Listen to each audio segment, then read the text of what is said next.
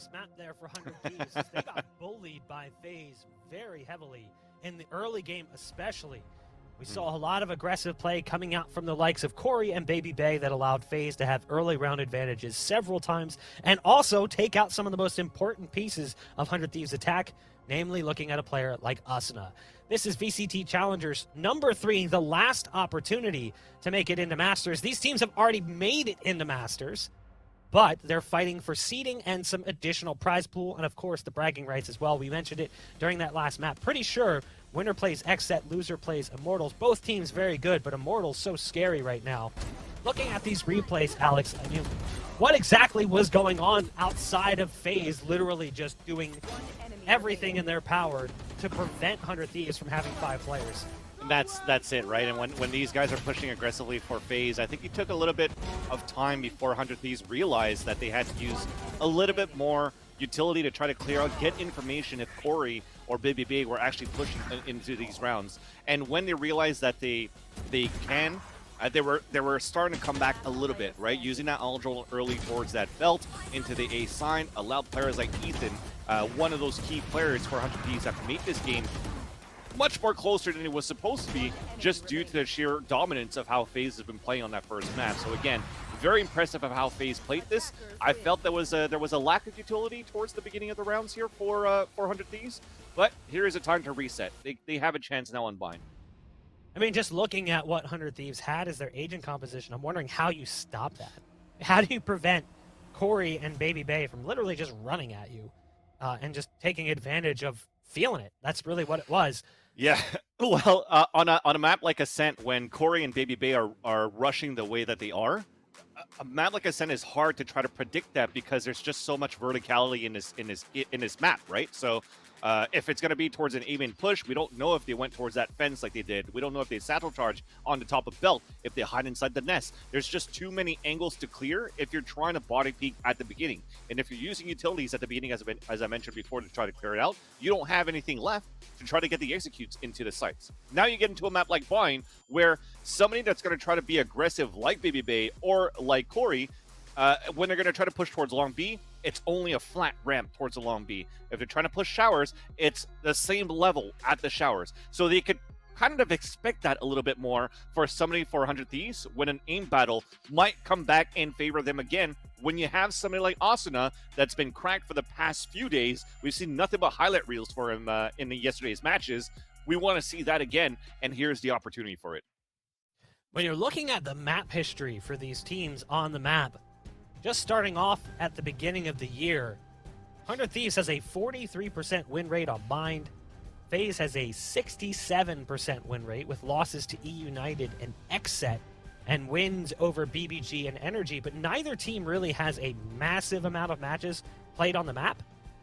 6 for FaZe Clan, 7 for 100 Thieves.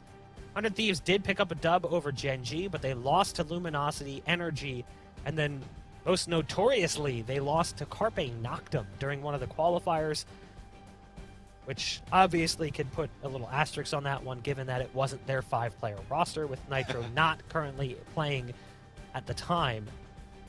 But I don't have the highest of hopes for 100 Thieves. After that last map, seeing the confidence coming in from FaZe, do you think 100 Thieves can reset? I believe so, because yes, they maybe lost to Carpe Noctem, but they looked very good in the past few days looking at the close qualifiers number 3. And I feel that they've went through similar scenarios when they were trying to qualify for First Strike, right? They had like games that went into double overtimes, or every single map went into overtime, and I'd like to say it was against Slimy Burgerman back in the open qualifiers for First Strike.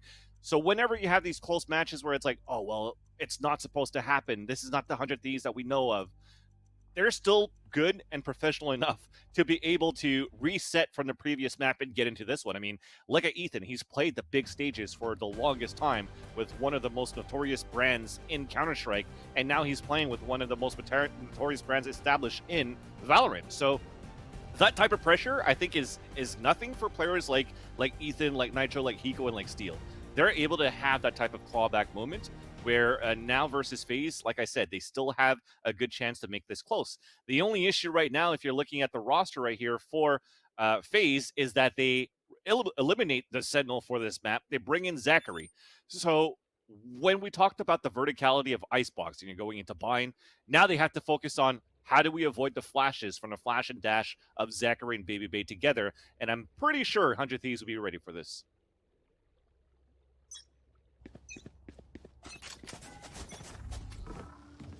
Revealing area. Blocking sight. So right now we do have some sort of a setup default for FaZe. We talked about aggressive for them on the attacker side, but we didn't see that early flash and dash. They're working off the Owl Drone, but it's going to be awesome that it pushes out towards the Showers and catches Zachary off guard, but did not notice that Marv was just around the corner at Showers. Now being picked up, the spike has been planted, and Marv is going to try to come in towards that Showers. Thing is, though, right now, for 100 Thieves, they have a double flank from the Cypher, which is going to be Steel, of course, and Ethan just from behind.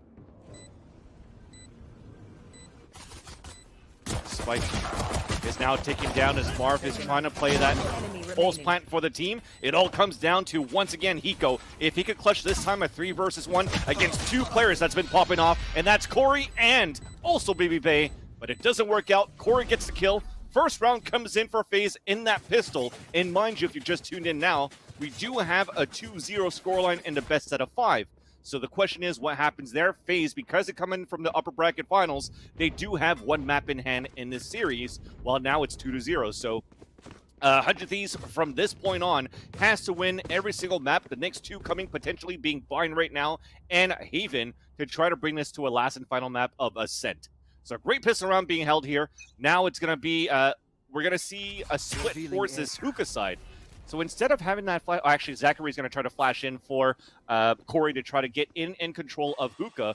Meanwhile, though, for 100 Thieves, they tried to play aggressively towards this short A, where it was stopped by Marv lurking from behind. Marv now does get a kill from a lurk at Steel, and that push in from that teleporter. They tried to go for that paranoia a little bit too late to try to capitalize on a hit towards the Sands. And unfortunately, it doesn't pay off, and Nitro just jumps in. He's like, you know what? I'm throwing the towel. We have a 5-on-1 now as Hiko once again in a clutch situation with only a classic. Good for 1 at least. That's okay. The pinch in that we see usually that Envy likes to do as well on this map through that teleporter did not pay off when they get the early information that there was nobody playing towards that short A for FaZe, allows for them to push back into Sands and get those picks. This means now we have a bonus round for FaZe, and for 100 Thieves, it's going to be a full AR round, of course, on the defense. 2-0 on the scoreline, and with this bonus, there's a potential that you just want to go aggressive into short A, because look where Baby Bay's at. Look where Corey's at. I wouldn't be surprised of a double satchel from the flash of some Zachary to get into the site. He's even going to fault line across for Showers so that Marv could take control of Showers too, and they're going to have an aggressive split towards this A side. But this is a good boom bot on the ground here from Asuna. Clears out the angle, gets some information that there's at least somebody there, but there is that push coming in. So we have off the Owl Drone 3 players moving in from Hookah inside for FaZe, and they already flank behind towards that spawn. So Baby Bay is at the point. There's that first, but still gets the wide swing. Immediately gets traded out as they are pushing in for FaZe. But now 100 Thieves has the 1-minute advantage. Asuna waiting for this spike to plant. He's waiting for the push through the smoke. It's Raucus. Gets punished for it. Only a 4-on-1 remaining with Zachary. A self-flash, a first headshot with the Spectre. Picks up the Vandal at 30 HP. But they are closing in on him. You have the shock darts, the peek from Hiko at Heaven, and 100 Thieves puts the first point on the scoreboard.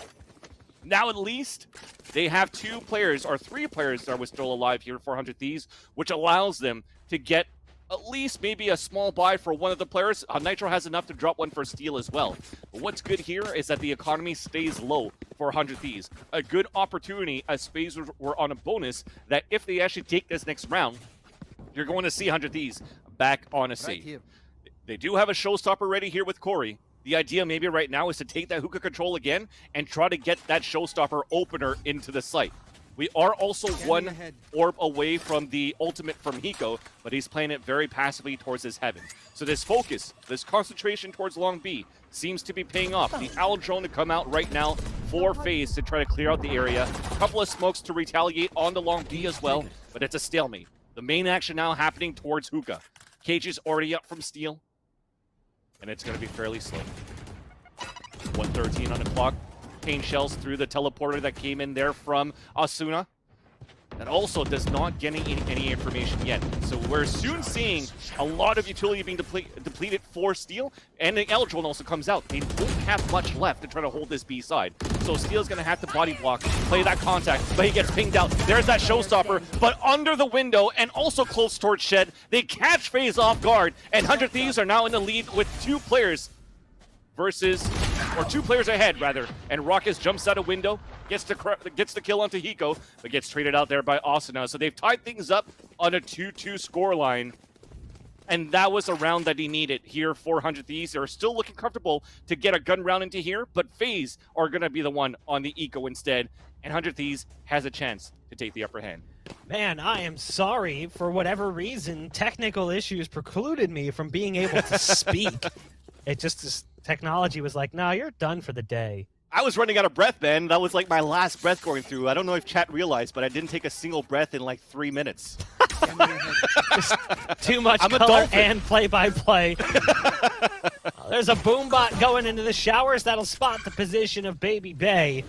We do have ourselves at a tie score 2-2. Unfortunately, missed a few of those early rounds. Had to reboot because software we used to get our video and audio really just didn't want to like me anymore. And that's okay. I'm used to chat not liking me, so why shouldn't the software not like me either? You're mean to me, chat! Still a good comeback here for 100 Thieves, but with FaZe, the wall went up, so they knew that FaZe were on some sort of an eco, right? So preventing FaZe from getting any type of like late control towards showers, that wall already came up from Nitro, and he was also using it as a one-way. And that angle allows him potentially to see above the tower boxes to look towards short. So he's in a, yeah, you see he's dancing back and forth where he has a perfect headshot angle for these 2 areas on showers and on short A. But as his wall's about to break, they're going to explode into the A side for FaZe now. That nade forces the hand of Baby Bay as well to dash in further. What do they do with it? Oh, good God. Hiko with the ult. It just all falls apart. Hiko gets a triple kill with the Hunter's Fury. I don't know if I've personally ever seen more than 2.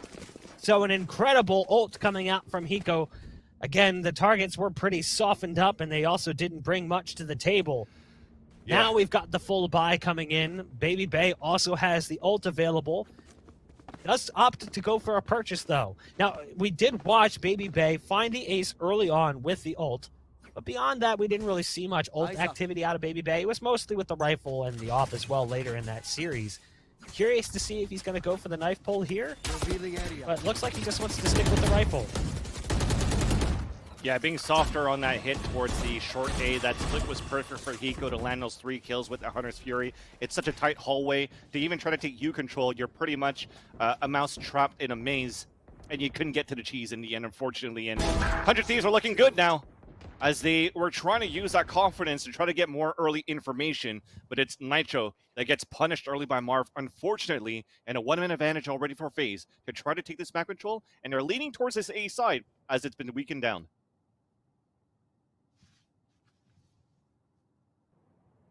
The scary thing right now for FaZe is if Asuna can warm up and brush off that first map, he is so incredibly good on this map specifically, especially looking at his time playing under Immortals, but here as well with 100 Thieves. He can be incredibly difficult to deal with. Ethan sees that fault line come through, decides to port out of the way. Baby Bay, in the meantime, gets the punish, goes to move up further, somehow able to drop Ethan as well, who is backside of the APC. Sight's lost, and it's a massive advantage currently. You've got Steel on the lurk, but everything's falling apart.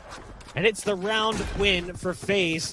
They'll even get the spike there at the end to add a little bit of extra on top.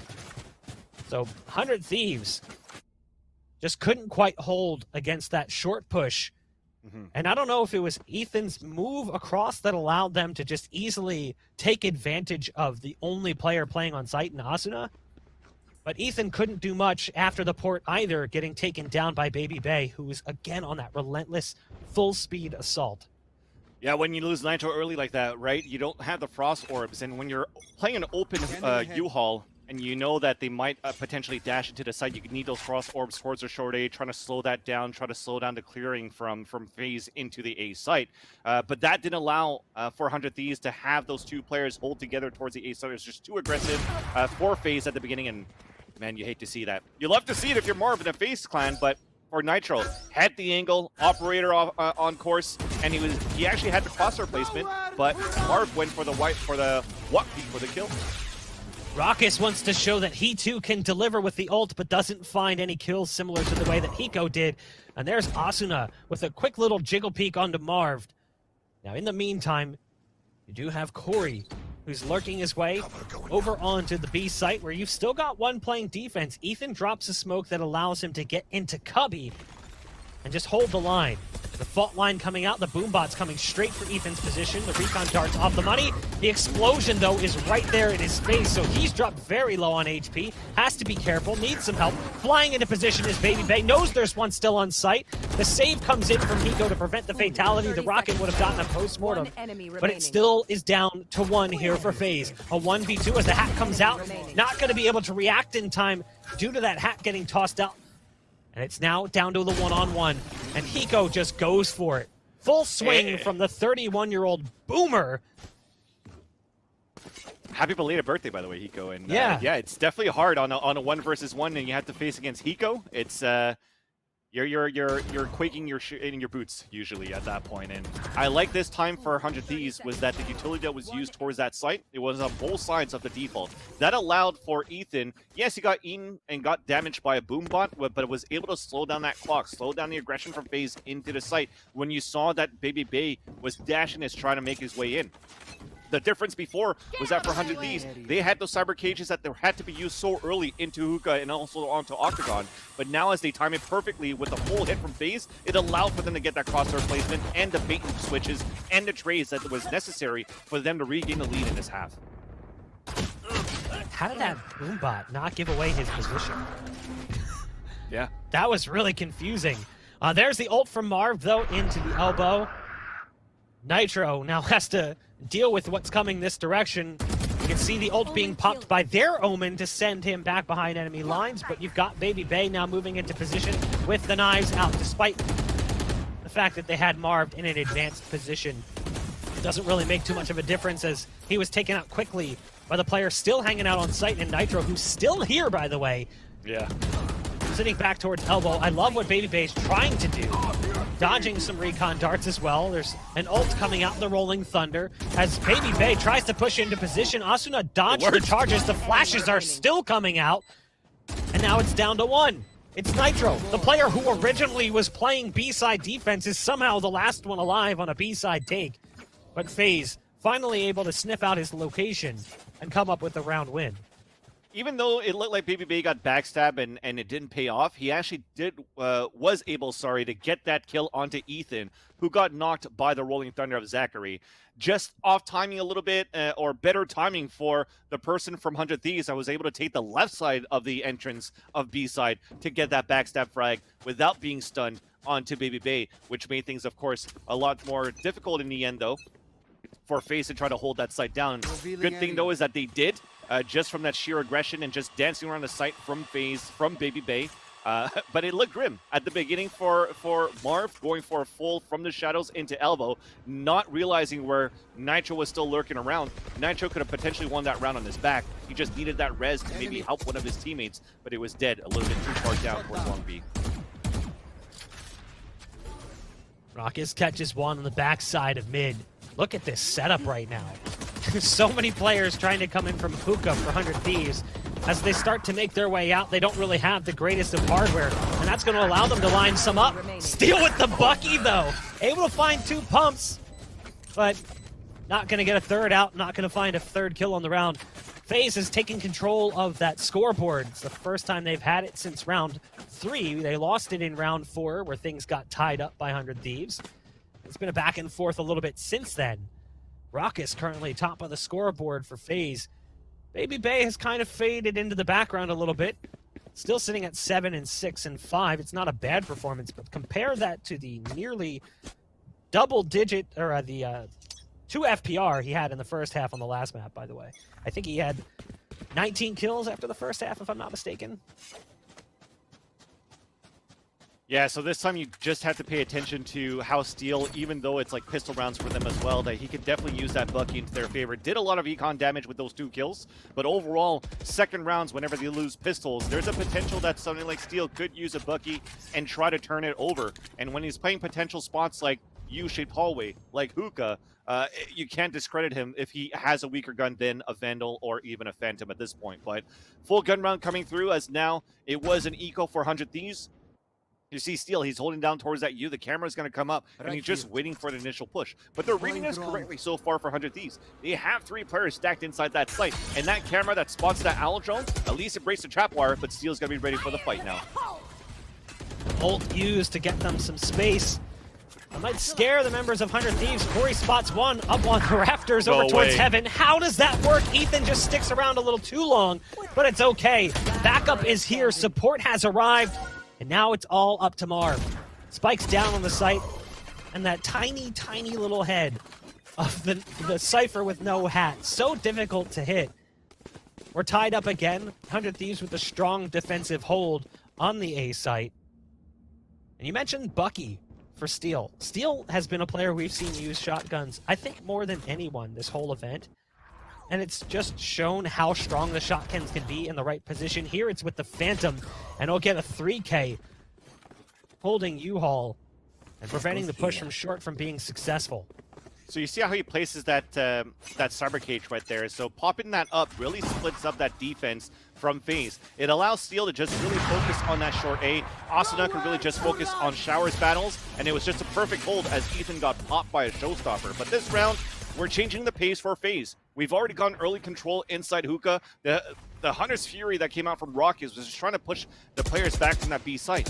But it's totally different as that setup here for 100 Thieves. They're, once again, reading it correctly at the beginning, but as there's no initial hit from FaZe into that B site, it's going to get reset. They're going to have to rotate some players back quite soon, but it's just Steel that's supporting Asuna with a camera. And finally, he's rotating back, but he has to come back soon. FaZe is creeping up. Asuna on site, spots them short. It's going to throw out that nade. That should do some damage, maybe even split apart the push for the moment. But that's allowed Baby Bay to get into this position. Asuna, nice shots coming out. And there's the rocket pull. Oh no! Oh Baby Bay coming down out of the sky. Death from above. Heard that rocket pulled and updrafts immediately. Well played from Baby Bay. Multiple kills on the round for One enemy the remaining. Jet here for FaZe. Again, it comes down to one player. This time it's going to be Nitro, who's stuck on the B site with an op, realizing there's more value to the weapon in hand. Has to pick off Corey, who understood that Nitro is trying to hang on to this one, and now the hunt begins. That's where it gets difficult, right? If you're only playing one player inside the site, the retake play is hard versus a team like FaZe. Sometimes you see teams, they just plant and they play triple U. They play one towards Showers, they play one towards long A, and they just want to set up that crossfire and prevent the flanks from the market sign and also from teleporter at Showers. Meanwhile, though, for FaZe, they're always pushing towards that spawn. It's the second time that they do this, which now makes it so much more difficult for 100 Thieves to retake the A side. A side, in my opinion, is one of those sites that's very hard to retake on this map, and when you already have the pipes closed out, the only place it can come in is Heaven. And Heaven, you have so many angles that could be watched from. That's you, that's short A, and that's also from Showers. It's a great play from FaZe to continue to play this aggressively towards these A takes. A little bit of RNG luck there for the headshot. Oh yeah. You can see his crosshair was, the bullets were going everywhere. It's kind of a little bit of luck. But it was a great move to dodge that ult to begin with. I'll find them. We still have a full buy coming in from 100 Thieves here to close out the first half. Nitro getting aggressive with the op, eats that fault line, has to be careful, barely escapes. And it looks like a fast play is going to be the name of the game, and Nitro doesn't stand a chance. The flash from Breach made it so difficult. Missed on the knives, though. Goes for the ankles. May have connected, but it doesn't do nearly enough damage. So Hiko is able to survive for the time being. There's the ult being popped from Hiko as well, and we've seen how successful he can be with this one.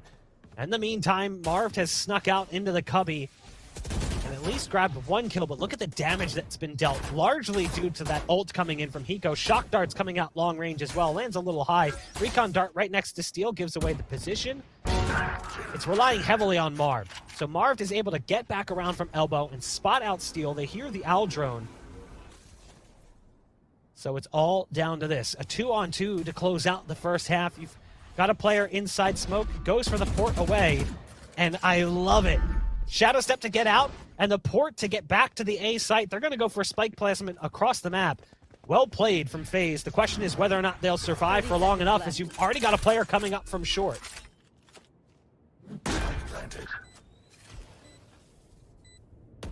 One enemy remaining.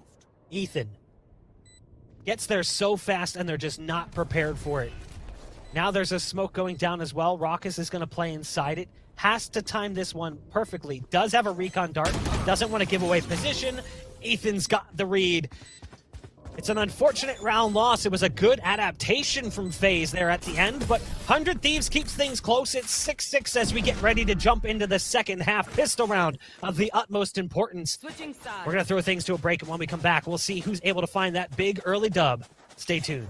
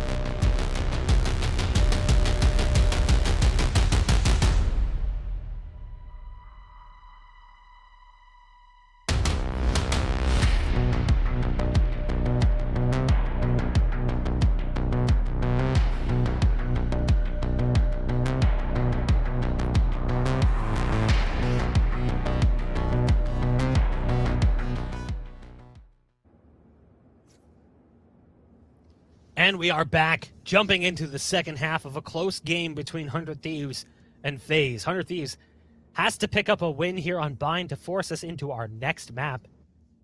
Man, Silly, are you a little bit worried? Are you feeling confident that 100 Thieves here in the second half is going to really pick up the pace with Asuna now on the attack? I was never worried. I think we're going to see a third map. But again, if we're going to see this combination of this long B that usually happens with Baby Bay and Zachary on pistol rounds or even gun rounds, that's where, if 100 Thieves are not ready for that, they haven't studied FaZe enough leading into this grand finals. So starting things off, it seems to be the case because Nitro's already all the way back towards Fountain, playing from the spawn sign, and they're actually adding more pressure towards Showers instead. And there you go, that first shot that rang out from Baby Bay, they read that perfectly for 100 Thieves. How did they capitalize on that after? They're just still holding their grounds. It's no different than what we saw from them on Icebox as well. Heavily aggressive on the defensive side, trying to take the battle to their opponent, not allowing them to set up.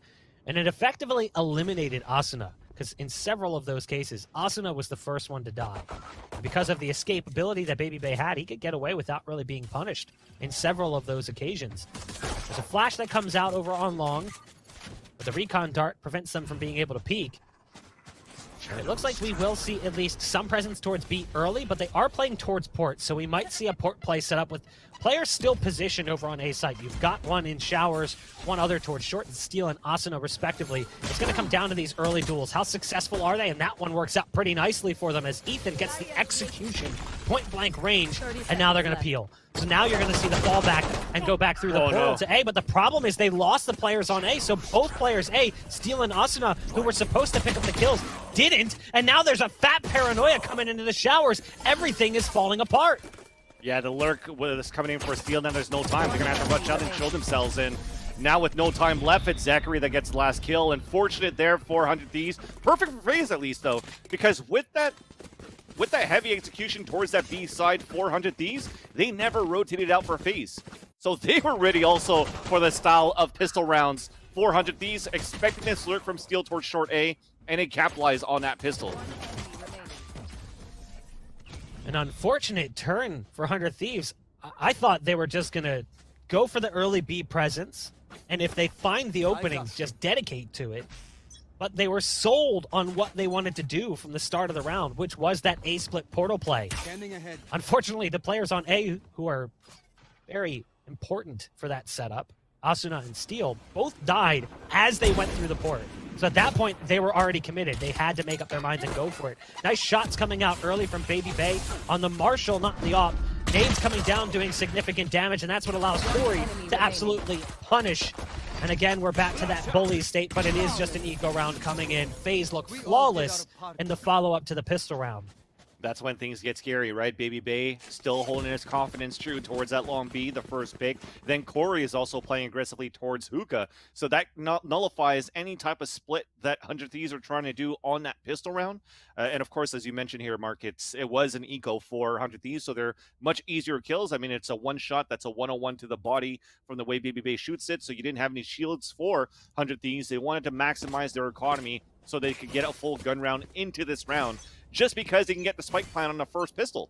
So now they're able to have the full utilities. There's only Austin that's going to be on small shields, and they're trying to play aggressive here towards that Showers. You hit him? Well, they got control of Showers, but like you said, it cost them a little bit. You've got damage dealt to Asuna, who's now running away. Yeah, he's got to surrender. Looking for Nitro. He needs Nitro to give him that heal to bring him back up. Look how low he is on HP. And there's the heal. So it slows things down and it changes the intended pace. You've also got the armor stripped away for Asuna, which is going to make things a little bit more difficult for him as well. Sitting on just 84 HP after the heal comes through. Yeah, especially when it's a bonus round for FaZe. They're still in the Marshall, they're still in the Spectres, so when your duelist has no shields for 100 Thieves and you're trying to satchel charge into B site, for example, then he could get melted out and the crossfire could still be very strong for FaZe. They've already rotated 3 players towards that B side, but for 100 Thieves, they've reset things around. They grab the spike, they're crunching in towards the A side where it's weaker. Here. Nitro lining up a slow orb. They're going to be moving in fast. There's the nade coming out. Baby Bay, again with just a Marshall, inflicting serious damage, and that nade slows them down so much. They rely heavily on Corey, but with just an SMG against rifles, it's difficult to do much. Baby Bay again! The Marshall! Nico not able to react in time to Marv's presence as the trade kill does come through, and now you've got Baby Bay swapping over to the Vandal. Wow. That is well held from FaZe. Sure, they surrender the spike plant, but 3 players survive on a bonus. Yeah, we're going back to like the quarterfinals game style of 100 Thieves, where it seems as though the clock was really their enemy on a couple of rounds when they had to play like retakes or when they had to go for plants. This time, again, this is 2 rounds in the second half. We have less than 15 seconds remaining to try to get and commit into a site. And when you have somebody like Baby Bay that's chipping down the armor, hitting these shots, it allows for the rest to rotate down from the spawn side for FaZe into U-Haul and just melt them close-range battles with the Spectres. So 100 Thieves, the slow pace, they're trying to play a little bit more cautiously, but it's not paying off just because they've wasted a lot of time for trying to get the re-heal onto Asuna too. Take flight. The default was their demise on that round. Drone's gonna see one nice flash to lead them in, and It's another one of those frustrating starts. Marv wants to go for a port out. No, it's actually the paranoia, but Asuna is right in his face. Nearsightedness not going to affect him. Corey already on the flank, and they have no idea. Corey does a whiff a little bit at the beginning there, but it's still down to one player remaining. It's Ethan with the Sheriff. Does not have Spike. It's been fumbled out into the middle of the site. Yeah, missed a couple of shots, but he's still good for 2. It's good enough. Yeah. And that's been the name of the game for FaZe on the defense, is playing really fast across the map. So sure, we talked about Baby Bay doing it on the last map, but Corey was doing the same thing. Both players were playing A. Now that they've split those resources, at times putting one of those players on A, with Corey's nades obviously being heavily impactful for a short hold, you've got this potential where you could have a player pushing regardless of what direction you're going. Exactly.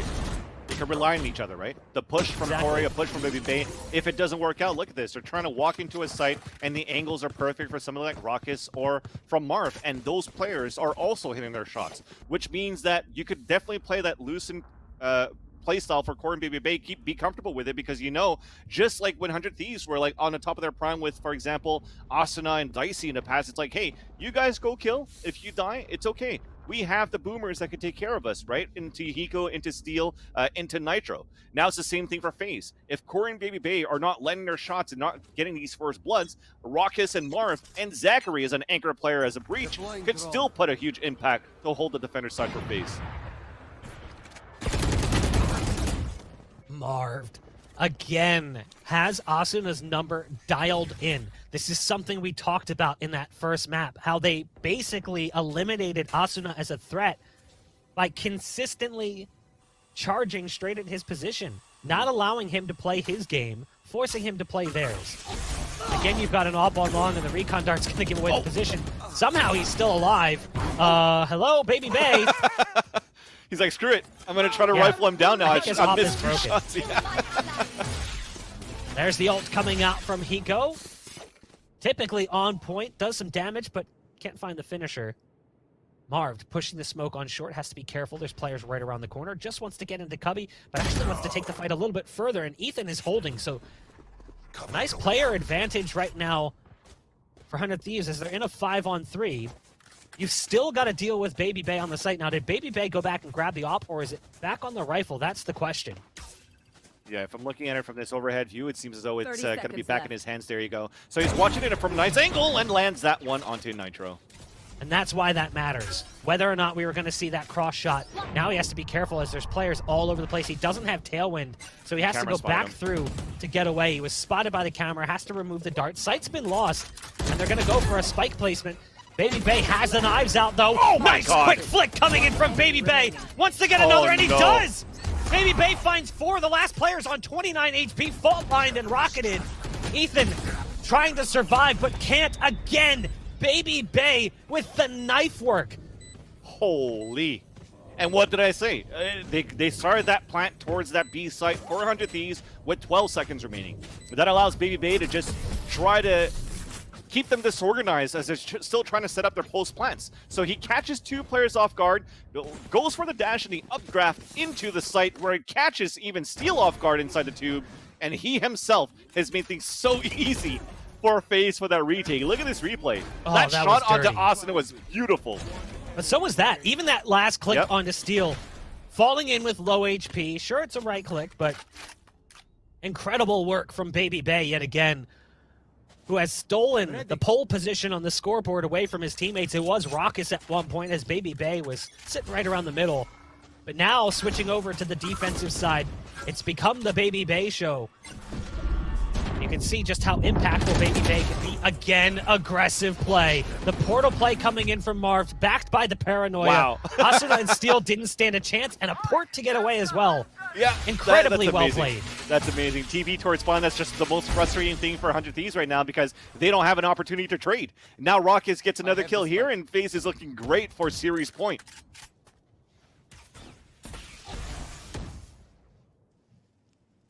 Thieves. One enemy remaining. Struggling against this fast-paced played by FaZe in the last 2 maps. Ethan, again, the last player standing. There's just too much waiting for him. To be 12-6, FaZe is on match and series point and tournament point. as they look to put 100 Thieves to rest and find their first big win with this roster. They've had second place finishes. Going back to the JBL Quantum Cup, they were able to take a second place finish, losing to Sentinels in the finals 2-0. And outside of that, they got second in a qualifier. Yep. Never Like anything that. big. Yeah, fourth place finish going all the way back to the T1X NSG Showdown. That was a completely different roster. It's not even the same full team, if I'm not mistaken, as they had some different pieces to that one. That was before they officially signed the members you see before you, as they had Def and Psalm playing with that team. So what does 100 Thieves do? They try to go for a fast play towards A. The rocket's been pulled. It might actually work out here against this close target. No, it's actually Baby Bay, who was a little further away. Steals now backside. Marv just to keep his head on a swivel. Takes damage from the back, trying to check the other side. And it's a 2-on-3 numbers for 100 Thieves. They hear the player coming through from showers. Ethan's not going to miss that one. It's Raucus in a 1-on-3 to try and close out the series. Such an important round to win here for 100 Thieves. I mean, it was such a low buy. 400 Thieves facing elimination. I think they had maximum like 2 ARs into that. On target. Raucus drops into sight, catches Hiko. And suddenly it becomes more manageable. He knows there's a player close. And oh no, not like this. He knows he's got a target right around the corner, but it's Ethan with the swing. Very, very close. As the try from Raucus almost closed it out. But still, look what that does to the money for 100 Thieves. They could not afford to lose that many bodies. And who better than Ethan, right? To win that 1 versus 1. We questioned him, we questioned 100 Thieves, we questioned the move. We want to know what it's going to look like long term. Even if it looks like a 12-7 scoreline right now for FaZe, a dominating matchup for FaZe in this series, you could see the potential of what Ethan could bring and where 100 Thieves are trusting the long-term process of this build, of this roster. Now it's just how do you adapt right now in this instant versus FaZe, because you're facing elimination in second place and to also play Immortals into the Masters next week. So you have to try to call this back. You have to try to bring it to a third map if you can. And you're looking at how things are looking for 100 Thieves. I don't think they have an answer yet. They're still holding defaults because they know FaZe is on the aggression, on the aggressive move. And it's Raucus that's going to be potentially the first one that's going to find the contact with how Corey is pushed all the way up with them towards Sands too. Marv, Okay. I think he meant to fake that and he botched it. He accidentally poured it out short. Whoops. Mistakes happen. Okay. Nice flash. That allows them to get onto the site. I'm sure Marv can laugh that one off for now, but he might not be laughing similarly if 100 Thieves can claw this one back, especially if they can take it to overtime, find the dub here. If they force things to Ascent, that's when this series gets really interesting, because 100 Thieves, very, very strong on Ascent. Yeah. That's not to say that FaZe isn't, but they need to get past this hurdle right now. 5 rounds separate them, and they very easily took that A site off of a bit of a blunder. And there's no retake coming in. It's a full save. So right now for FaZe is look at their position. If they try to rotate out from showers, Raucus is there to kill. If they want to take TP, you have Corey at the bottom of the Sands off angle where he can get a couple before he dies, and Baby Bay watching spawn. So they've won so many rounds in a row that they're okay with this to lose a couple of guns, but they want to make it more expensive for 100 Thieves, knowing that they're going to be on a lower buy into the next if they could get a couple of kills here. Oh no. He did not expect that. That's one of those things where that radius of the spike, it barely touches the wall. And I know from that teleportation, you saw it from 100 Thieves, they didn't want to come out. They wanted to save those weapons, so they're hugging the wall when they come out from the teleporter. And I think it was just misplayed slightly by Nitro, where he's going to learn next time that he has to step just a tad in off a plant spot. You mentioned the potential that Ethan has for this roster and what you see in him. Do you think that Omen is the long-term play, or do you think that there's a better agent that more suits his capability? Oh, that's actually a good question. I think a lot of people are really liking Nitro on Omen before, so I think if Ethan is able to manage the playstyle that they want to come out with Sage, he could definitely be one of those players for that, for sure. Oh no, they didn't clear this left side with that drone, did they? I think They're maybe looking at they it. spotted it. It's Yeah. possible. Yeah. Now the dart goes into the portal. No. That's unfortunate. So Corey's able to dodge the damage. And now he's just going to hunker down and wait for the peek. Little does he know there's a player currently sitting on the other side. The shock dart will open up the doors. That's what allows the nade to go in. No! It's blocked. It's like mini golf, and the windmill just goes around at the perfect point, shutting out his opportunity to get that nade. And now he's calling in for backup. He needs some help. Tries to boom bot out before his help arrives. And that'll be his demise. It's a fun little kind of turn of events over there on A-Long. Yeah. Still becomes Baby a Bay 2. still in sight, though. Yeah, it still becomes a 2v2 on either side of the maps as well. So with losing the healer at the beginning could make things 30 difficult for seconds 100 left. Thieves, but thankfully for them, how they capitalize on a 4-4, they're still at full HP, but the Rolling Thunder. Now, they did get that ult orb, but what do they do with it? Hiko has the ult. Probably wants to use that for post-plant. Now he has to use it on the push, realizing they need to get into the site. There's 12 seconds left. They still haven't secured a plant. Zachary just wants to go for the swing, No. but it's actually Baby Bay to drop him, and now the round is falling apart.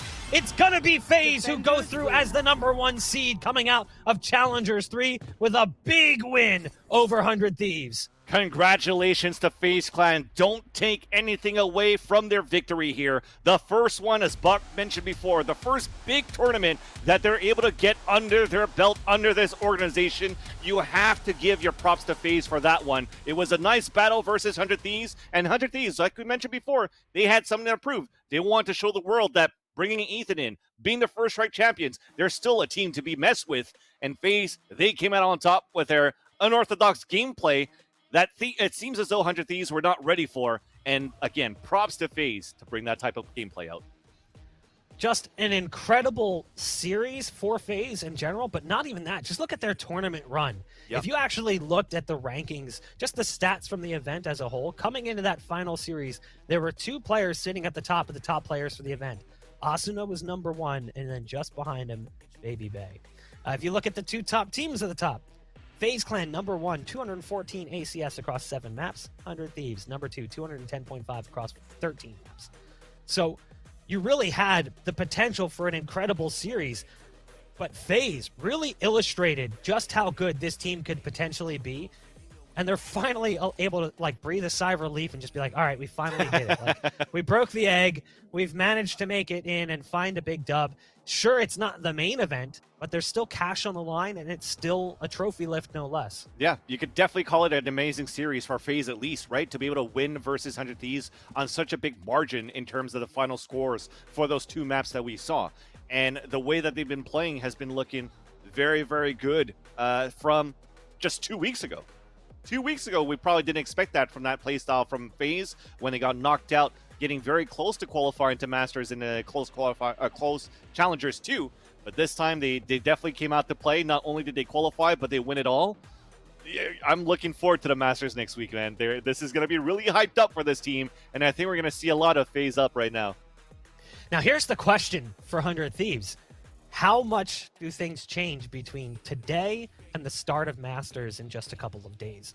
Because I don't think that this team has anything they need to massively rework. No. They obviously got this far with a player who just joined the roster. I'm interested to see how much better they get across the next couple of days moving into Masters. Because if you watched this tournament, they got better every single day that they played here. Yeah, I think for 100 Thieves, if you're looking at the head-to-head matchup versus FaZe, there wasn't that much footage on that team either, right, to really help 100 Thieves prepare for this matchup. So the better you are in Valorant, the more VODs are gonna come out about you, and teams are gonna study you and try to adapt to your type of playstyle while also playing your own.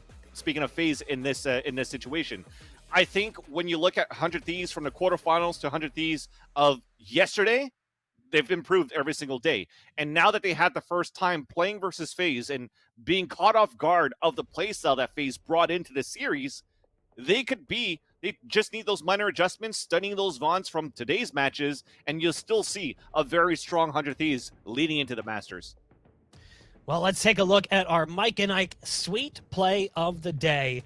And it's no surprise what player we're going to be seeing here. It's going to be our man, Baby Bay, who is playing lights out for FaZe.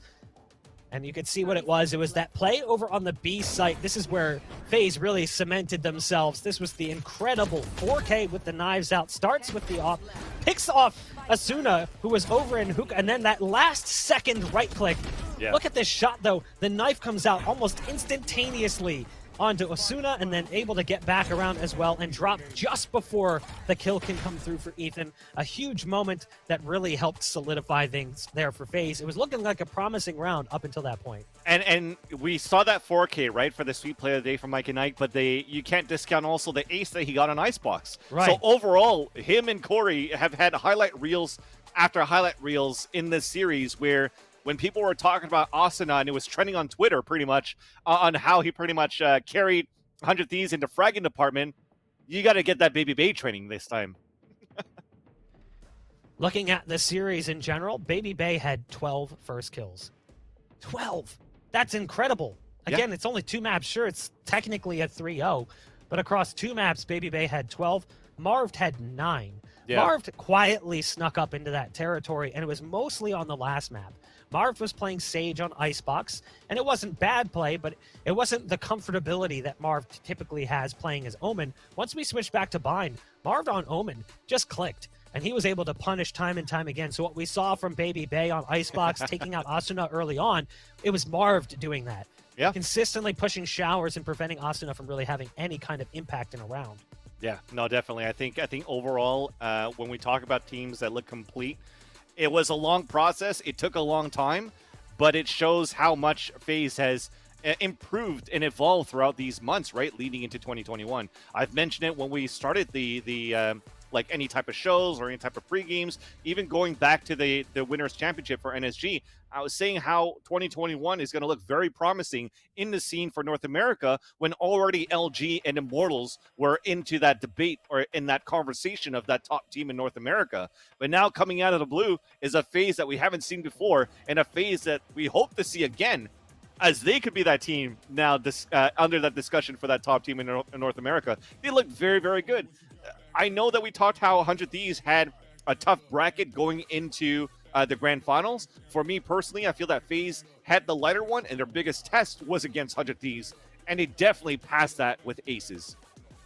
I think one of the most incredible things about VCT in this series thus far that we've seen in Stage 1 is the rise of some new teams, some fresh blood.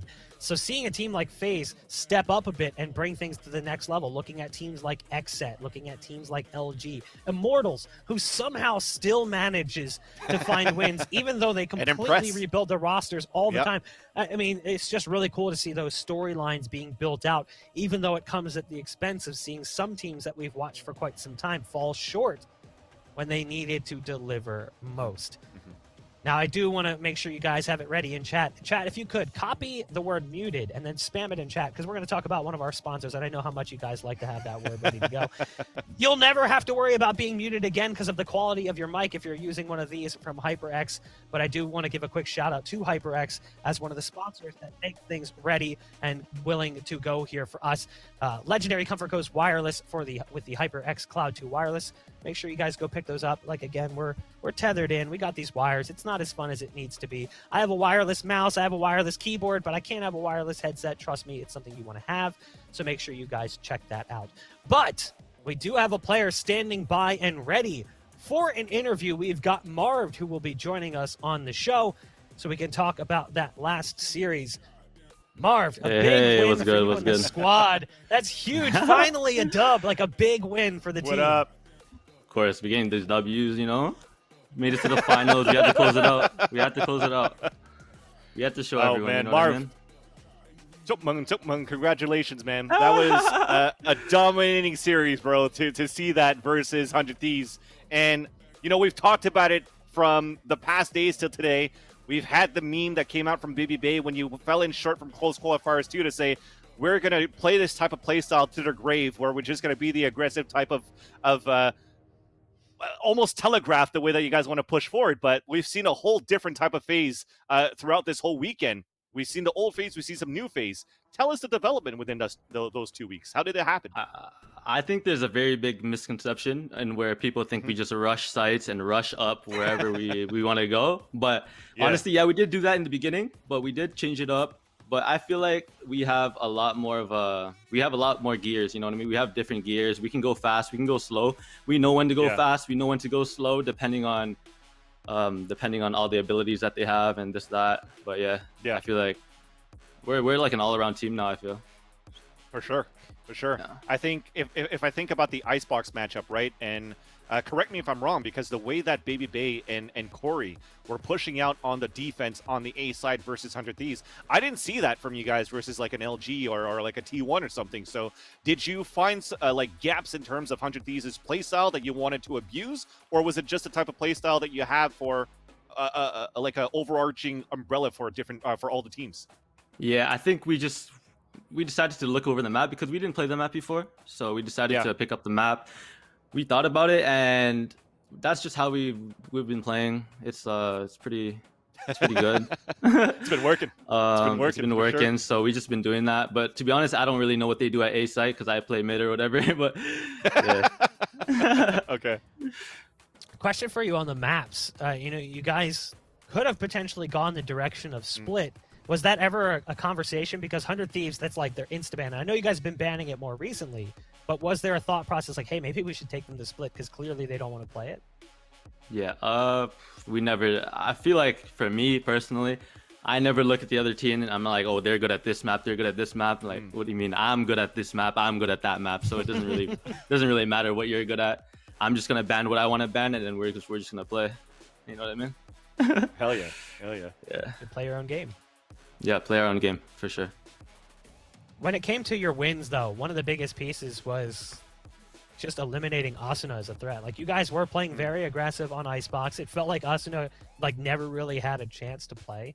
Was that, like, the actual intention of playing that fast was kind of, like, getting in his mind early and preventing him from really being able to, like, pick up speed? Because he is a very scary player, but he's not necessarily able to build up the momentum like we typically see him.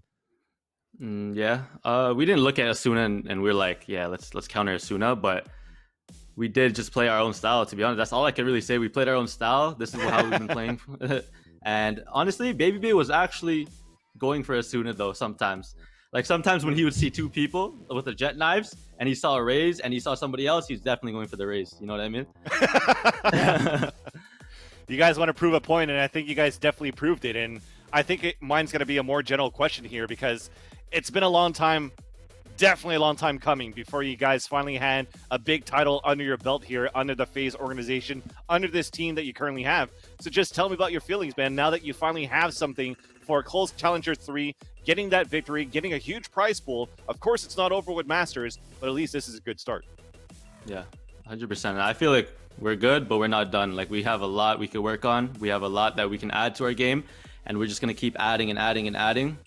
So we're just going to become more complete. Nice. Appreciate it, though. All right, well, we're going to let you go. Congratulations on the big win. Go celebrate with the squad. And, of course, FaZe up in the chat. You know, Jimmy's icy, man. Jimmy's icy. Ice in his veins. FaZe up. Ice in my veins. You get me? I'll see y'all. Congratulations again. Thank you. Jump on, lamb. So, a big win for FaZe as they completely dominated 100 Thieves in that first map. If we're being honest, that first map was really strong, and that set the precedent. That set the base for this series. Now, I wonder if we'll see similar playstyle like that next week as we get ready to kick things off into Masters. But let's go ahead and take a look at the bracket so we can see how things got to this point, because some of you may have missed some of the early matches and wondered even, how did FaZe have 3-0? They only played 2 maps. They came in from the upper bracket by picking up big wins over T1 and Energy. Energy also upset 100 Thieves and sent them down into the lower bracket on day 1. And FaZe also made quick work of LG in that upper after both teams punched their ticket. So LG will also be playing in Masters coming up this week. And if we take a look at the lower bracket as well, we can see 100 Thieves' ridiculous gauntlet run that they had to go through. Exactly, and even if you're looking at the other teams that qualified from Challengers 2 to get into Masters, you're thinking about Envy, Exit, Sentinels, Immortals. Immortals Sentinels and LG. You ask what type of teams where we might see that type of aggression, that type of play style. Those are the teams that I just mentioned that could do that. And I would love it. I'm looking forward to see the clashes of those play styles, where it seems to me personally, after witnessing FaZe on that series versus 100 Thieves, could definitely take the upper hand out of that type of play style. Now, we saw how everything went down here at Challengers, but everything was culminating in what starts next week. The Masters kicks off, and that is where we will really see teams take things to the next level. We're getting there. there. We've got a bracket ready as well. We can see our early matchups, how things are going to shape up for the Masters. So you can see it's going to be Envy versus Genji at the top, Xset versus FaZe, Sentinels versus LG, the rematch, or I guess I should say the now feud that started between Sentinels and LG, and then Immortals and 100 Thieves at the bottom. I mean, honestly, looking at all of those games, every single one is a serious heater. But looking at the bottom two, Sentinels, LG, and Immortals, 100 Thieves, that is a brutal lower end of the bracket. It's nothing but... actually, it's great matchups if you're looking at overall. It's some big tests for all of these teams head-to-head. Like the Envy, the type of team that everybody was saying during First Strike, they're going to be the North American team to look out for, where they fell short.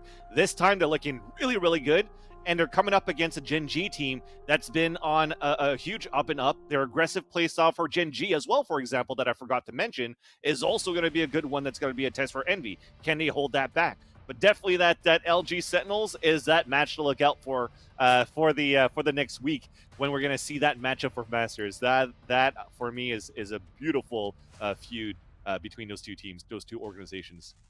Well, that wraps everything up here for us. Stage 1 of Challengers complete.